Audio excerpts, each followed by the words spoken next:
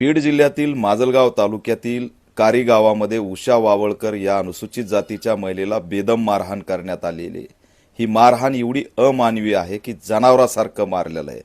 कारण धक्कादायक आहे की रमाई घरकुल योजनेचं आलेलं घरकुल आमच्या शेजारी बांधायचं नाही, कारण तुम्ही दलित आहेत।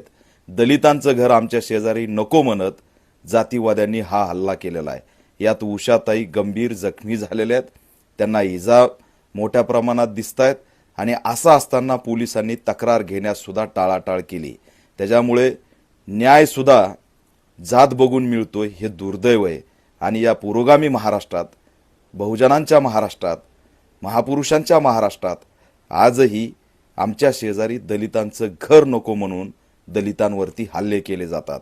गृहमंत्र्यांनी, पोलीस अधीक्षकांनी, महिला आयोगाच्या अध्यक्षांनी, अनुसूचित जाती जमाती आयोगाच्या अध्यक्षांनी तातडीने या प्रकरणाची दखल घेऊन या पीडितेला न्याय दिला पाहिजे, पोलीस संरक्षण दिलं पाहिजे आणि सर्व आरोपी, जवळपास 6 आरोपी आहेत, ते तातडीने अटक करून त्यांच्यावरती कठोर कारवाई झाली पाहिजे।